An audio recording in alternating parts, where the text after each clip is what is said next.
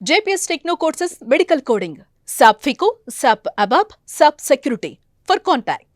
ఇప్పుడు ఒకటికి రెండు సార్లు కవిత గారి పేరు వాడారు మీరు. ఏంటి వెనకేమన్నా కవిత గారు హస్తం ఉందా? గువ్వల బాలరాజు గారు గువ్వల బాలరాజ్ చిన్న చిరునవ్వు కూడా ఇచ్చారు సార్. అదే అంటున్నా, గువ్వల బాలరాజ్ ఇస్ సెల్ఫ్ మేడ్. స్వతంత్రంగా స్వయంగా ఎదిగొచ్చినటువంటి వాడిని. మా అమ్మ నాన్న కూలి పని చేసినా ఏ రోజు మీరు ఫలానా చదువుకోవాలి బిడ్డ అని చెప్పలేదు. ఏ రోజు నన్ను రాజకీయాల్లోకి వెళ్ళాలి అని చెప్పలేదు, వద్దని చెప్పలేదు.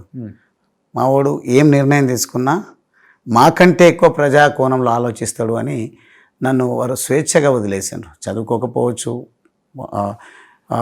విద్య లేకపోవచ్చు, కానీ వారికి పరిజ్ఞానం ఉంది, నా పైన విశ్వాసం ఉంది, వదిలేసారు. ఏం చదువుకున్నారు మీరు? నేను లాలో PhD చేసిన. అదే ప్రాక్టీస్ చేశారా? Yeah, I did practice for 2-3 years. తర్వాత తెలంగాణ ఉద్యమంలోకి రావడం జరిగింది. ఓకే, స్వతహాగా వచ్చారా లేకపోతే ఎవరైనా ప్రేరేపించారా? అదే చెప్తున్నా కదా, మా నాన్ననే ప్రేరణ.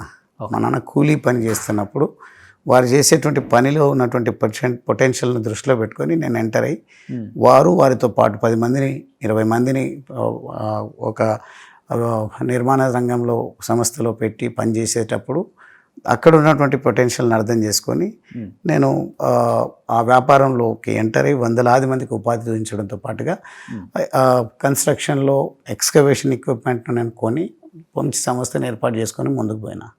కాబట్టి నన్ను కేసీఆర్ గారు ఉద్యమ సందర్భంలో అన్నమాట ఏంటంటే, అచ్చంపేట ఒక ఎడారి లాంటిది తెలంగాణ ఉద్యమానికి. అచ్చంపేట ఒక బండ లాంటిది, బండ మీద నీళ్లు పుట్టించిండు గువ్వల బాలరాజ్ అని వారు మాట్లాడడం జరిగింది. నమ్మినా నమ్మకపోయినా చెప్తారో లేదో తెలియదు, కానీ వారు ఒక్కొక్క మాట నిజంగా నన్ను ఉత్సాహపరచడానికి ఉండొచ్చు, లేదంటే నేను కూడా వారి మాటలను నమ్మడం జరిగింది. ఎందుకంటే అక్కడ ఎవరు తెలంగాణ ఉద్యమం వైపు వచ్చేటువంటి పరిస్థితి లేదంటే, ఎందుకంటే మొత్తం తెలంగాణ వ్యతిరేక పార్టీలు ఆ నియోజకవర్గంలో, రాష్ట్రంలోని, అందులో ప్రధానంగా కాంగ్రెస్ పార్టీ, తెలుగుదేశం పార్టీ ఉన్నాయి.